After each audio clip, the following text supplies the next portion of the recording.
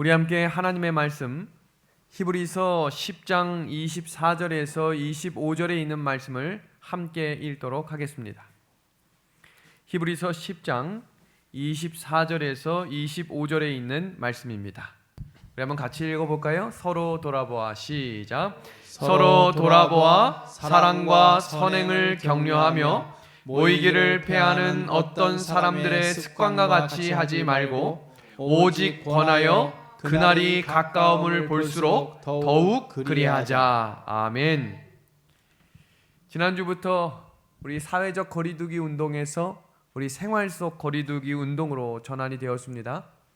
이제 교회가 다시 활기차게 일을 해야 할 때가 온 것입니다. 여전히 코로나19 그 상태에 머물러 있는 우리 성도들이 계시다면 이제 다시금 하나님께서 주시는 이 은혜의 시간 동안 하나님의 약속의 말씀을 붙들고 하나님이 우리에게 맡겨주신 선교의 사명을 다할 수 있는 믿음의 한 해 가족들이 되기를 이 시간 간절히 소망합니다. 오늘 우리 말씀의 주제는 영혼 불멸설 그 시작과 의미라고 하는 말씀으로 함께 말씀을 나누고자 합니다. 우리 성도님들은 평소에 지금 어떤 생각을 가지고 계신가요? 오늘 우리 집사님께서 기도하신 것처럼 우리 춘천은하숙교회는 이제 건축을 준비하며 설계를 진행 중에 있습니다. 사실 지난 3개월 동안 제가 제일 관심을 가졌던 것은 바로 땅이었습니다. 운전을 하면서 가다가도 땅이 있으면 길을 멈춰서서 부동산과 연결해서 이 땅은 도대체 한 평에 얼마인지를, 그래서 춘천 지역에 있는 땅의 가격을 아주 많은 부분을 알게 되었습니다. 근데 땅을 알게 되니까 또 뭐에 관심이 쏠리냐면 이 부동산하고 이게 대지인지 아니면 이것이 농지인지 이거 어떻게 해야 되는 것인지를 계속해서 살피다 보니까 온통 머릿속에 있는 것이 땅 생각뿐이었습니다. 그러니까 이제 생각을 하니 대화를 하면 또 무슨 얘기를 많이 하겠어요? 땅에 대한 이야기를 많이 하고 또 행동도 그렇게 하고 습관을 부동산하고 통화를 한 게 정말 지난 3개월 동안 참 많았음을 고백할 수 있습니다. 이처럼 우리의 생각과 관심이 어디를 향해 있는지는 매우 중요하다는 말씀입니다. 우리 성도님들은 지금 어디에 가장 많은 관심을 가지고 계신가요? 하늘에 우리의 소망이 있으면 좋겠습니다. 다시 오실 예수님에 대한 그 관심이 우리의 말이, 우리의 행동이, 우리의 습관이 그렇게 재림을 기다리는 재림 성도의 삶이 되기를 소망합니다. 그것이 왜 중요하냐면 관심은 결국 우리의 운명을 결정지을 수 있기 때문입니다. 성경 말씀 계시록 3장에 있는 말씀, 라오디게아 교회에게 권하는 말씀을 우리 함께 같이 보겠습니다. 내가 내 행위를 아노니 내가 차지도 아니하고 뜨겁지도 아니하도다. 내가 차든지 뜨겁든지 하기를 원하노라. 내가 이같이 미지근하여 뜨겁지도 아니하고 차지도 아니하니 내 입에서 너를 토하여 버리리라. 라오디게아 교회는 예수님 재림 직전의 교회임을 우리는 계시록 공부를 통해서 배웠습니다. 근데 이 교회의 특징이 뭔가 본문에 뭐라고 나오는가요? 차지도 않고 덥지도 않고 뜨뜻미지근한 교회라고 이야기하며, 그래서 예수님이 이 교회는 어떻게 해내고 싶다고 붉은 글씨에 기록이 되어 있어요? 토해내고 싶다라고 이야기하고 있습니다. 그러나 소망이 있는 것은 하나님께서는 이 교회를 여전히 소중하게 생각하시며 이 교회를 성령으로 붙들어 주시겠다고 약속해 주심에 감사를 드립니다. 그래서 예수님께서는 포기하지 않으시고 처방을 내리셨어요. 그 처방이 바로 18절에 있는 말씀입니다. 우리 한번 같이 봅니다. 내가 같이 읽어보겠습니다. 시작. 내가 너를 권하노니 내게서 불로 연단한 금을 사서 부요하게 하고 흰옷을 사서 입어 벌거벗은 수치를 보이지 않게 하고, 적절한 처방이 나왔습니다. 이 처방 같이 읽어보겠습니다. 시작. 안약을 사서 눈에 발라 보게 하라. 성경은요, 믿음의 사람들에 대해서 이야기하며 보는 것에 대해서 끊임없이 강조하고 있다는 사실은 우리에게 매우 중요한 말씀입니다. 그것은 우리 믿음과 아주 깊은 연관이 있기 때문입니다. 우리가 머리로 믿는 것이 성경은 믿음이라고 이야기하고 있지 않습니다. 사도 바울과 사도 요한도 우리의 믿음을 표현할 때 우리가 보이지 않는 것을 바라보며 걸을 때 온전한 믿음을 가질 수 있다라고 우리한테 가르쳐 주었습니다. 왜 예수님께서는 라오디게아 교회에게 눈에 대한 처방을 내렸을까요? 그 이유는 라오디게아 교회의 성도들은 눈을 뜬 장님이기 때문입니다. 그 말은 눈은 뜨고 있지만 보이지 않는 것을 볼 수 있는 눈은 여전히 없다는 것을 가르쳐 주고 계신 것입니다. 겉으로 보이는 것은 다 보지만 꼭 보아야 할 보이지 않는 진리를 보지 않는 사람들. 그래서 주님께서는 보라는 것을 보지 않고 눈에 보이는 세상만 보며 살기 때문에 세상의 쾌락과 재미로부터 빠져나오지 못하는 것이라고 우리에게 말씀해 주고 있습니다. 분명 세상을 바라보고 살 때 재미가 있습니다. 그러나 우리가 하늘의 참된 맛을 보기 시작하면 세상의 것과는 비교할 수 없는 하나님이 주시는 참된 평안과 위로를 경험할 줄로 믿습니다. 그래서 보이지 않는 하늘의 사물과 진리의 말씀을 계속 보지 않으면 보이는 세상에 굴복당하고 끌려가게 되는 것입니다. 그래서 믿음이 없는 사람은 절대로 세상을 이길 수 없다고 우리에게 가르쳐 주시는 것입니다. 눈의 안약을 바르라는 의미는 성경 주석에 이렇게 주석하고 있습니다. 하늘을 사모하며 살라 하는 하나님의 호소이다.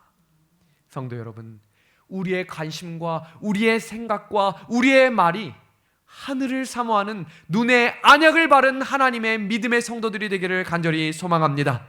눈에 보이지 않을지라도 하늘 소망을 가지고 살아가는 것입니다. 그래야 하나님이 가르쳐 주신 믿음을 바라볼 수 있기 때문입니다. 영감의 글입니다. 바라봄으로 변화하는 것이 인간의 마음의 법칙이다. 사람은 진리와 순결과 거룩함에 대하여 자신이 가지고 있는 개념 이상으로 높아지지 않는다. 만일 믿음으로 말미암아 하나님의 무한하신 지혜와 사랑을 명상하도록 높여지지 않는다면 사람은 계속적으로 점점 더 타락하게 될 것이다. 성도 여러분, 신앙은 어제보다 오늘 1cm 자라나야 하는 것입니다. 지난주보다 이번 한 주가, 지난달보다 이번 한 달이 하나님께로부터 점점점 자라나는 믿음이 돼야 우리의 신앙이 타락하지 않는다고 영감의 글은 이야기하는 것입니다.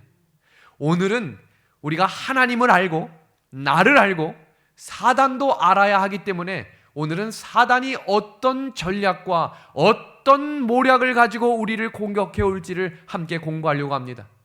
그 중에 이번 주는 영혼 불멸설에 대해서 함께 공부하고자 합니다. 성경의 주인공이 3명이 나온다고 했죠? 여자는 구약의 이스라엘, 신약의 교회라고 설명을 드렸고요. 뱀과 용은 누구를 의미한다 그랬어요? 사단을 의미한다고 설명했습니다.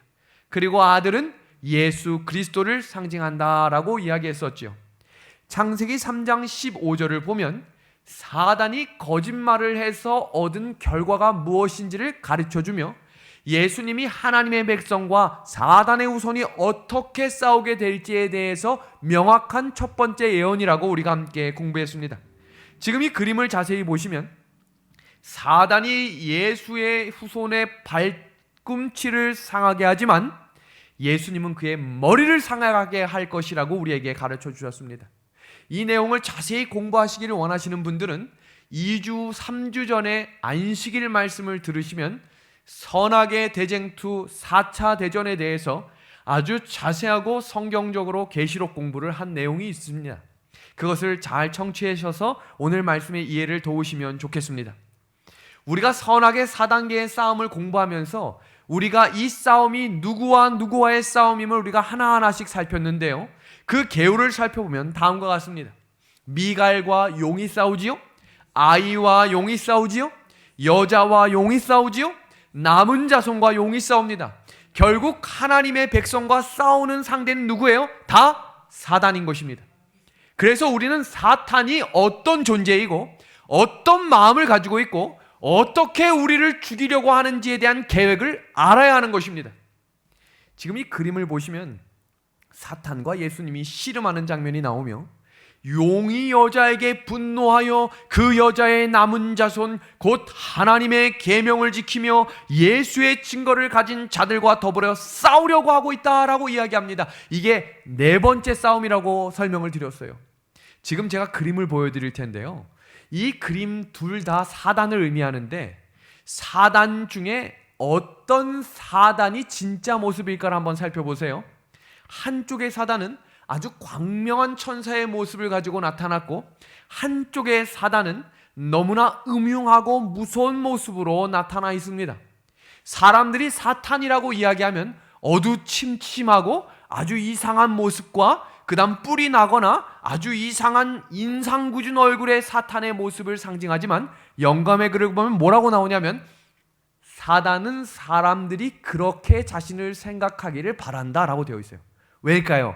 사단은 광명한 천사로 우리에게 다가오기 때문입니다. 분별할 수 있는 영적인 눈이 없으면 이게 사단인지 하나님의 영인지를 모르겠다는 것입니다. 성경 말씀입니다. 고린도후서 1장 14절 이것은 이상한 일이 아니니라 사탄도 자기를 광명의 천사로 가장하겠다라고 우리한테 이야기합니다. 한 신문지면을 보니 이렇게 나옵니다. 트랜스젠더가 설교하는 자리에 선 것입니다. 그리고 간증을 하는데 뭐라고 이야기하냐면 한 천사가 내게 찾아와 성전환을 하라고 확신의 말씀을 주었습니다 라고 1시간 동안 설교하는데 그 간증에 대한 내용을 읽으니까 사람들이 얼마나 환호하는지 몰라요. 지금 여기서 이야기하는 이 천사는 어떤 천사일까요?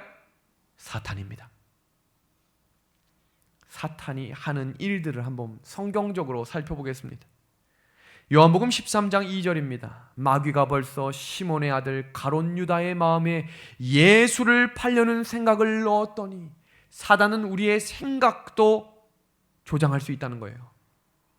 그래서 우리의 생각이 자꾸 불신과 짜증과 불만과 원망에 섞인 이야기들이 자꾸 머릿속으로 생각나시면 사단이 주는 생각임을 경계해야 된다는 사실입니다.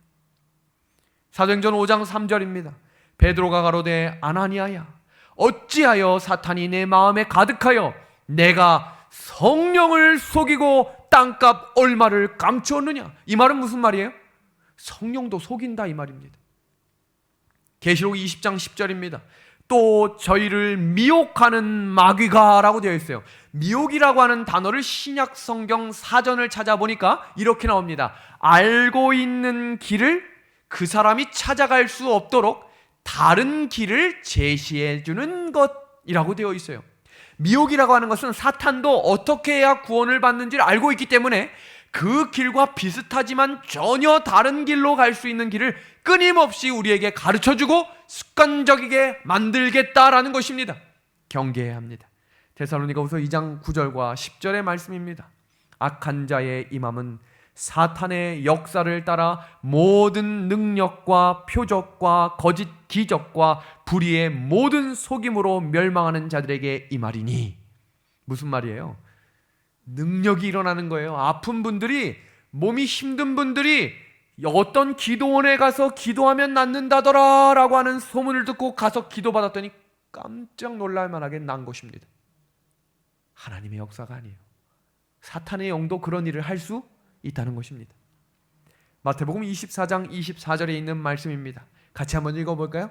너무 중요한 말씀입니다. 거짓 그리스도들과 같이 한번 읽어보겠습니다. 시작.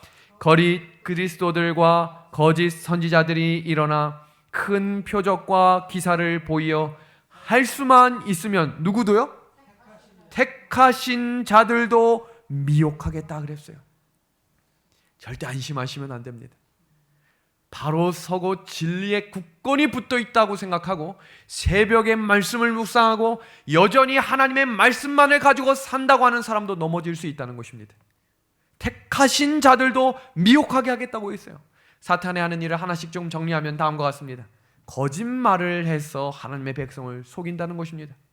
그리고 하나님의 백성들을 고소하여 구원받지 못하겠다는 거예요. 그래서 오늘 이 말씀을 주의 깊게 살피셔야 해요. 하나님께서 하실 말씀이 있도록 우리는 하나님께 회개의 기도를 해야 하는 것입니다. 하나님, 오늘 나의 부족함과 오늘 나의 욕심과 오늘 나의 연약한 부분들을 다시 하나님께 내려놓사오니 하나님 용서하여 주옵소서. 그러면 그 죄가 주홍같이 붉을지라도 하나님이 어떻게 해주시겠다고 했죠? 깨끗하게 해주시겠다고 약속하셨어요. 하나님의 그 약속을 붙드심으로 매일매일 우리의 연약함과 죄된 습관들을 하나님께 회개하시기를 간절히 소망합니다. 세 번째는 전도하는 길을 막아서 복음이 전파되지 못하도록 하겠다는 것입니다. 우리의 사명인 전도를 잊어서는 안 됩니다. 가장 즐거워하고 앉아있는 것을 가장 좋아하는 사탄의 모략에 놀아나서는 안 됩니다. 네 번째는 마음밭에 뿌려진 말씀의 씨앗을 빼앗아 자라지 못하게 한다는 거예요. 분명히 말씀의 은혜를 받았다고 생각했는데 돌아서면 잊어버리는 우리의 현실 속에 그 마음의 씨앗을 빼앗아 가는 게 누구라는 거예요? 사탄이라는 것입니다. 제가 그래서 제안 드렸죠. 말씀을 한 번만 들으시면 안 돼요. 같은 말씀을 2번, 3번 반복하셔서 그 말씀이 마음밭에 열심히 뿌려질 수 있도록, 사탄이 걷어가도 또 그 자리에 뿌릴 수 있도록, 또 그 자리에 뿌릴 수 있도록 성령의 늦은 비의 역사를 받을 수 있는 은혜를 경험하시기를 간절히 소망합니다. 그리고 5번째는 진리가 뿌려진 마음밭에 혹은 교회에 가라지를 심는다는 것입니다. 그리고 악하고 나쁜 생각을 사람의 마음속에 집어넣는다는 것입니다. 재림교회 기둥교리가 여러 가지가 있지만 그 중에 하나는 바로 부활신앙입니다. 그러나 영혼불멸설을 믿고 있는 개신교는 부활신앙을 갖고 있지 않습니다. 왜요? 죽으면 바로 하늘에 가는데 부활할 필요가 있어요, 없어요? 없어요. 강조하지 않는 것입니다. 예수님이 재림하실 필요가 있어요, 없어요? 굳이 안 오셔도 돼요. 이미 하늘에 가 있는데 예수님이 오실 필요가 없는 것입니다. 우리가 개신교의 성도들에게 전도할 수 있는 일 중에 하나는 오늘 배우는 말씀들을 전하시는 겁니다. 그리고 오늘 배우는 말씀들을 반복해서 들으심으로 사람들과 오늘날 많은 TV와 신문과 인터넷과 영화와 여러 활동 속에 초등학생부터 어른까지 사람이 죽으면 하늘에 간다, 천당에 가고 지옥에 간다라고 하는 것이 너무 만연하게 퍼져 있기 때문에 이 사실에 대해서 우리는 명확하게 공부하고 하나님께서 가르쳐 주신 진리를 잘 깨달아야 하는 것입니다. 오늘 말씀을 들으시면서 기도하는 심령으로 성령의 역사를 간구하시면 좋겠습니다. 우리 구절 한번 같이 읽어주시겠습니까? 재림신앙의 기도는 시작. 재림신앙의 기둥은 무슨 신앙이에요? 무슨 신앙이에요? 부활신앙입니다. 재림신앙의 기둥은 뭐라고요? 부활신앙입니다. 종교개혁이 일어나고 많은 종교개혁자들이 오직 성경과 오직 믿음이라고 하는 구호를 가지고 전진해 나갈 때 잘못돼 있었던 교리들을 하나씩 제거했지만 사탄은 그 자리에 함께 있었기 때문에 절대로 뺄 수 없는 몇 가지는 여전히 남겨두었고 그것이 시간이 지날수록 점점 발전해 나갑니다. 우리가 왜 영혼불멸 사상이 어떻게 전개됐고 어떻게 역사적으로 왔는지는 우리 돌아오는 금요일에 자세히 한번 말씀으로 살피겠습니다. 몇 가지가 남아있어요? 한번 같이 볼까요? 일요일 예배가 여전히 지금도 가장 강력하게 있고요. 그리고 부활절과 영세, 세례와 영혼불멸설은 지금 개신교회를 이루고 있는 가장 중요한 뼈대와도 같은 교리입니다. 그래서 재림교회는 거기서 성경을 더 연구함으로 명확한 성경적 진리로 세워진 교회임에 감사를 드립니다. 우리 그 내용을 하나씩 살핍니다. 고린도전서 15장 13절에서 15절에 있는 말씀입니다. 만일 죽은 자의 부활이 없으면 그리스도도 다시 살아나지 못하셨으리라. 그리스도께서 만일 다시 살아나지 못하셨으면 우리가 전파하는 것도 헛것이요 또 너희 믿음도 헛것이며 또 우리가 하나님의 거짓 증인으로 발견되리니 우리가 하나님이 그리스도를 다시 살리셨다고 증언하였습니다. 만일 죽은 자가 다시 살아나는 일이 없으면 하나님이 그리스도를 다시 살리지 아니하셨으리라. 이어지는 16절에서 19절 말씀입니다. 붉은 글씨만 봅니다. 만일 죽은 자가 다시 살아나는 일이 없으면 그리스도께서도 다시 살아나신 일이 없었을 터이요 그리스도께서 다시 살아나는 일이 없으면 너희 믿음도 헛되고 너희가 여전히 죄 가운데 있겠다라고 우리한테 권면하고 있습니다. 부활이 없으면 우리의 삶에 우리의 신앙이 의미가 없다고 사도 바울은 가르쳐주고 있는 것입니다. 그래서 부활신앙은 기독교 신앙, 재림교회 신앙의 허리와도 같습니다. 우리 성도님들 허리 아파 보신 적 있으시죠? 저도 한번 허리가 삐끗한 적이 있는데 얼마나 힘든지 몰라요. 사람이 아프면 그 자리가 얼마나 중요한지를 아는 것처럼 이 부활신앙과 이 영혼불멸설을 하나님이 성경적으로 어떻게 번역하고 해석하고 있는지를 정확히 아셔야 우리의 마지막 흔들리는 이 신앙생활 속에 흔들리지 않는 믿음을 주실 것을 믿습니다. 그래서 사도 바울은 고린도전서 15장 51절과 53절에 예수님께서 재림하실 때 부활하실 것에 대해 정확하게 이렇게 기록하고 있는 것입니다. 너무나 중요한 구절이기 때문에 다 함께 한번 읽어보겠습니다. 우리 방송으로 보고 계신 우리 성도님들도 우리 함께 차근차근 같이 읽어주시기를 부탁드립니다. 보라, 시작.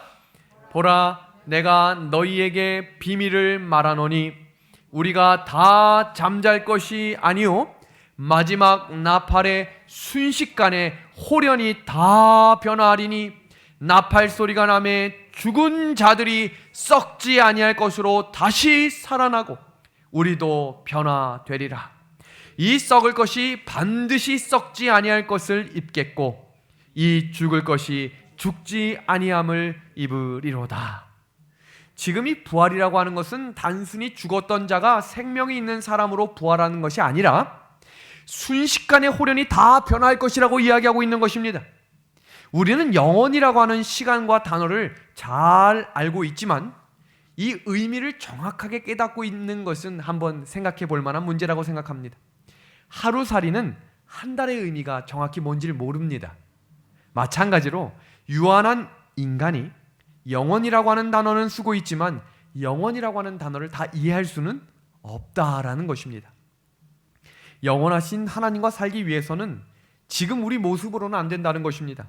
우리가 하늘을 가기 위해서 홀연히 변화함을 입어야 하는데 그 일이 언제 가능하다는 거예요? 부활할 때 가능하다는 겁니다.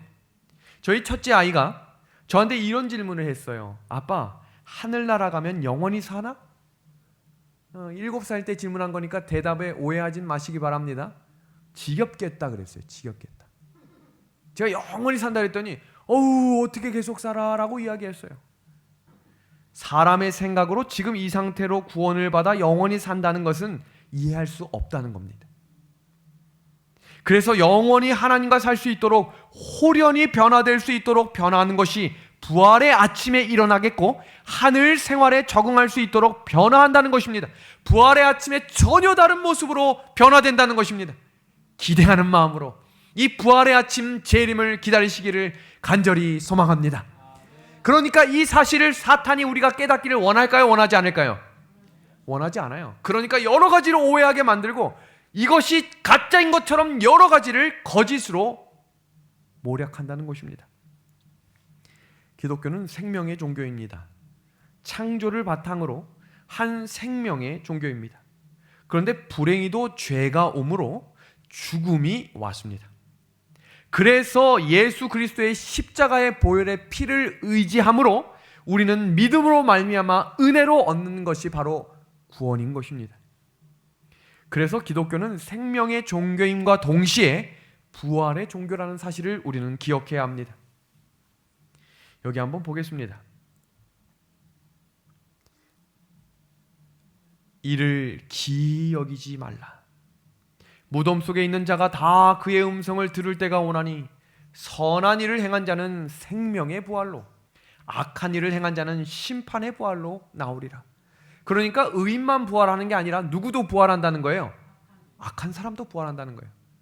그런데 할만하거든 우리가 믿음을 가지고 언제 부활해야 되겠어요? 선한 심판의 부활, 하나님의 재림 때의 부활을 기대해야 되지 않을까요? 창세기 2장은 영혼 불멸설의 기원이 나옵니다. 자세히 보십시오. 창세기 2장 17절의 말씀은 에덴 동산의 선악과에 대한 하나님의 명령입니다. 선악을 알게 하는 나무의 실과를 먹지 말라. 내가 먹는 날에는 정령 어떻게 되겠다고 했어요? 정령 죽겠다고 했습니다. 그런데 사단이 화려한 광명의 천사의 옷을 입은 뱀의 모습으로 찾아와서 뭐라고 이야기하나 보세요. 뱀이 여자에게 이르되 너희가 결코 죽지 아니하리라 라고 이야기했습니다. 지금 둘이 반대적인 이야기를 하잖아요. 둘 중에 하나는 거짓말입니다. 누가 거짓말일까요? 창세기 3장 15절은 명확한 부활 신앙이 기록되어 있는 장입니다. 정리해 보겠습니다. 여자의 후손이 나오는 이 성경 구절, 하나님께서는 선악과를 먹으면 너희가 정령 죽겠다고 이야기했어요. 사탄은 뱀을 통해 죽지 않겠다고 했지요. 둘 중 하나는 거짓말이에요. 그런데 불행하게도 아담과 하와는 선악과를 먹었습니다. 안 죽는다고 했던 사탄의 말은 거짓말인 게 판명된 거예요. 왜요? 죽었기 때문입니다. 그런데 중요한 건 사탄이 그 거짓말을 또 다른 거짓말로 포장하는 게 뭐냐면 영혼불멸이에요. 몸은 죽지만 몸은 죽지 않겠다는 거예요. 영혼은 죽지 않겠다고 만들어낸 것입니다. 이 사건 이후에 여자의 후손이 태어나실 것이 예언됩니다. 뱀이 죽이려고 할 것입니다. 싸움이 시작된 것입니다. 여자의 후손은 발꿈치를 상하게 된다고 이야기했습니다. 이 말에 예수님의 십자가의 희생과 부활이 들어있는 것입니다. 그분이 십자가에 돌아갈 것이지만 부활로 회복되실 것을 우리에게 가르쳐 주신 것입니다. 그러나 사단은 머리를 상하게 된다 그랬죠. 죽을 것이라고 예언된 대로 죽을 것이고 영원히 멸망할 것입니다. 이 사실을 숨기기 위해 사단이 만들어낸 게 바로 영혼불멸설입니다. 성경 에스겔 18장 20절입니다. 범죄하는 그 영혼은 죽을지라. 명확하게 설명하셨어요. 죽겠다. 사탄의 거짓말을 감추기 위한 기만수를 보십시오. 결국 선악과를 먹은 사람은 죽었지만 사탄은 자신의 거짓말을 감추기 위해 몸은 죽었지만 영혼이 살아있는 것처럼 위장하여 사탄 자신이 그 죽은 영혼의 역할을 대행하면서 사람들을 지금까지 기만해 오고 있는 것입니다. 우리는 부활신앙을 갖고 있는 재림 성도들은, 믿음의 백성들은 두 가지 믿음을 온전히 세우셔야 합니다. 너무나 중요한 말씀이기 때문에 더 집중해서 살피기를 바랍니다. 그 첫 번째는 바로 천지 만물을 창조하신 하나님께 예배하는 안식일 신앙을 회복하고 가지셔야 한다는 것입니다. 이사야 40장 26절의 말씀입니다. 너희는 눈을 높이 들어 누가 이 모든 것을 창조하였나 보라. 주께서는 수요대로 만상을 이끌어내시고 그들의 모든 이름을 부르시나니 그의 권세가 크고 그의 능력이 강함으로 하나도 빠짐이 없느니라. 아멘입니다.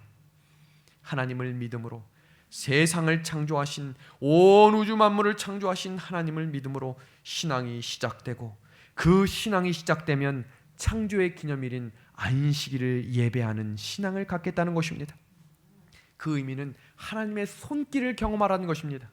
두 번째 신앙의 기둥은 바로 이것입니다. 죽은 생명을 살리시는 하나님의 재림의 신앙, 부활의 신앙을 확실히 가지라는 것입니다. 요한복음 6장 40절에 있는 말씀 한번 같이 읽어볼까요? 내 아버지의 뜻은, 시작, 내 아버지의 뜻은 아들을 보고 믿는 자마다 영생을 얻는 이것이니 마지막 날에 내가 이를 다시 살리리라 하시니라. 아멘입니다. 죽은 생명을 다시 살리시는 믿음을 가져야 합니다. 재림을 통해 하나님께서는 죽은 성도를 다시 살리실 것입니다. 그렇기 때문에 우리 제7일 안식일 예수 재림교회 이 교단의 이름은 매우 깊고 매우 의미심장한 뜻이 들어있다는 사실을 기억하셔야 합니다.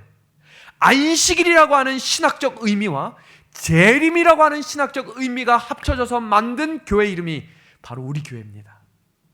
그래서 누군가에게 어느 교회 다니냐고 물음을 들으시면 제7일 안식일 예수 재림교회의 의미를 설명해 주셔서 이것이 바로 새 천사의 기별, 첫 번째 천사의 기별과 같습니다.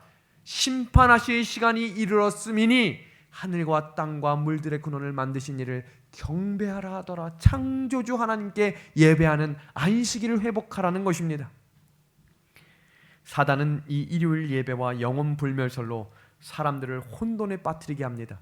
이 두 가지를 완전히 무너뜨리는 거예요. 안식일을 일요일로 바꾸고 부활신앙이 완전히 필요 없게, 영혼이 죽으면 천당 가고 지옥 가는데 왜 굳이 부활을 해야 하느냐라고 가르쳐서 만든 기별이 바로 영혼 불멸설입니다.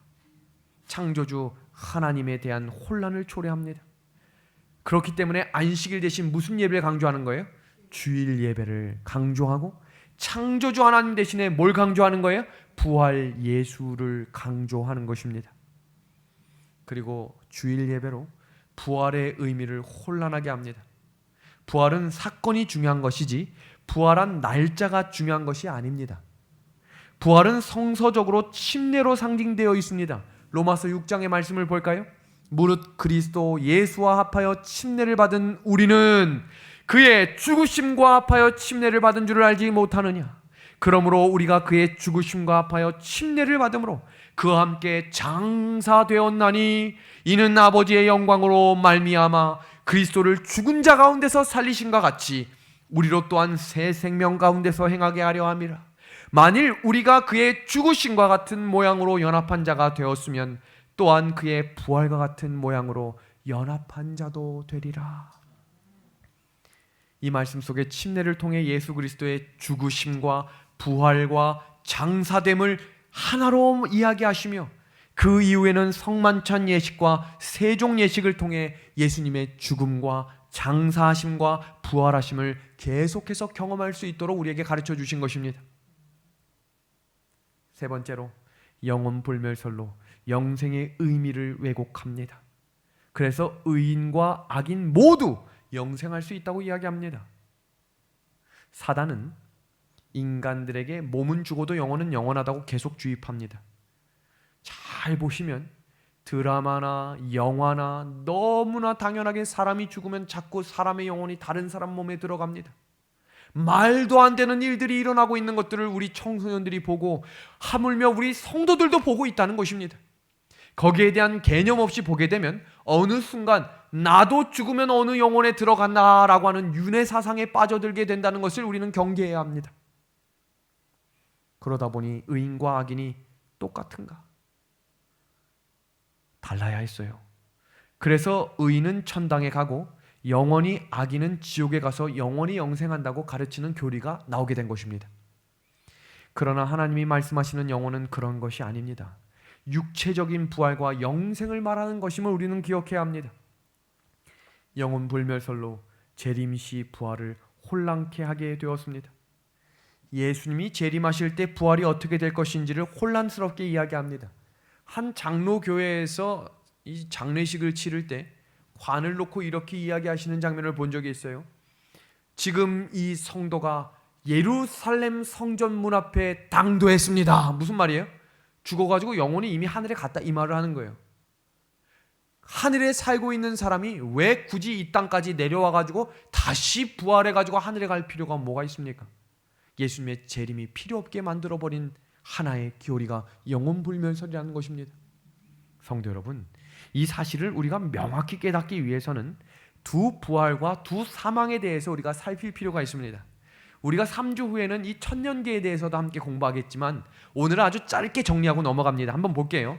예수님이 재림하시고 천년기가 계시록 20장에 기록이 되어 있습니다. 천년 후에 하늘에 올라갔던 모든 가족들이 이 지상에 내려옵니다. 재림 때에는 죽었던 의인만 부활합니다. 천년이 다 찬 다음에 악인이 부활합니다. 천년 동안의 악인은 이 지면의 땅속에 시체로 썩어 있거나 뼈가 되어 이 땅에 있는 것입니다. 이 의인의 부활을 뭐라고 부르냐면 첫째 부활이라고 이야기하는 것입니다. 그리고 악인의 부활을 둘째 부활이라고 말하고 성경은 이 첫째 부활에 참여하는 자가 복이 있다고 말하는 것입니다. 그 다음에 성경은 첫째 사망과 둘째 사망에 대해서 이야기하고 있습니다. 첫째 부활은 생명의 부활이고 둘째 부활은 심판의 부활입니다. 재림 전에 죽은 모든 죽음을 첫째 사망이라고 이야기하고 첫째 부활에서 죽었던 자 중에 의인만 살아서 하늘에 가는 것입니다. 그리고 천년이 다 차고 하늘의 모든 가족들이 지상에 내려오는데 새 예루살렘이 지상에 내려오면서 드디어 죽었던 악인들이 부활하는데 이것은 부활해서 그냥 부활한 상태로 있는 것이 아니라 하나님의 백성과 예루살렘 그 성을 공격하려고 하다가 유황불에 멸망당해서 마지막 죽음을 당하는 것이 둘째 사망입니다.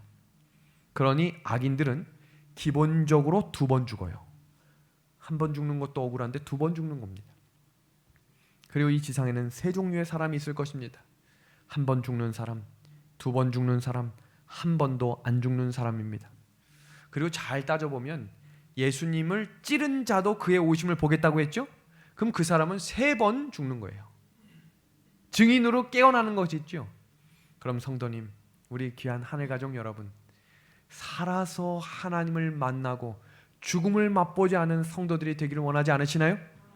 다시 오실 예수님을 우리 생전에 우리가 다시 하나님과 함께 호련히 변화된 모습으로 하늘 가기를 소망하시지 않으시나요? 그 재림의 소망을 주신 하나님께 감사합니다. 재림 성도답게 살아가기를 간절히 호소합니다. 그래서 성경은 이 부활에 대해서 예수님이 분명하고 명확하게 몇 번이고 반복해서 이야기합니다. 한번 볼까요? 누가복음 7장 14절에서 15절입니다. 한 과부 어머니가 아들이 하나 있었는데 이 청년이 갑자기 죽었습니다. 그래서 상역군들이 상여를 메고 묘지로 이동해 가는 행렬을 예수님이 보시고 행렬을 멈추게 하신 이후에 청년아, 내가 내게 말하노니 일어나라 하셨어요. 그때 어떻게 됐습니까? 일어나서 앉게 되는 일이 생긴 것입니다. 이걸 누가 보았죠? 상여를 메고 가는 사람들도 보았지만 예수님의 제자들이 그걸 보고 기록한 것입니다. 과학으로 설명할 수 없고 인간이 다 이해할 수 없지만, 사람이 볼 때 불가능한 일이지만 하나님께 생명을 살리는 일은 아무것도 아니라는 것입니다. 왜요? 하나님은 생명을 창조하신 하나님이시기 때문입니다. 그것을 강조하는 게 부활신앙입니다. 또 다른 이야기는 누가복음 8장에 기록이 되어 있습니다. 야이로의 딸입니다. 한 소녀가 죽었습니다. 어린아이가 죽었어요. 예수님께서 그 가정에 찾아가셨어요. 통곡을 하고 난리가 났습니다. 주님이 가셔서 울지 말라고 이야기하며 죽은 것이 아니라 뭐 하고 있다고 했죠? 자고 있다라고 표현하셨어요. 그리고 아이의 손을 잡고 아이야 일어나라 라고 말씀하시자 이 아이가 자던 아이가 뭐한 것처럼 일어났어요? 자다 일어난 것처럼 일어났다는 것입니다. 이 말씀이 믿어지시나요? 우리가 이 성경을 꼭 믿어야 합니다. 왠지 아세요? 우리 대한민국 국민이면서 이순신 장군이 허상의 인물이라고 믿고 있는 분 계신가요? 대한민국 국민이면서 세종대왕은 우리나라 사람이 아니다라고 생각하는 사람이 있을까요? 아마 제 8살, 10살 아이도 이 사실은 믿고 있을 거예요. 왜요? 눈으로 봤기 때문인가요? 이순신을 본 적이 있나요? 그 아이들이?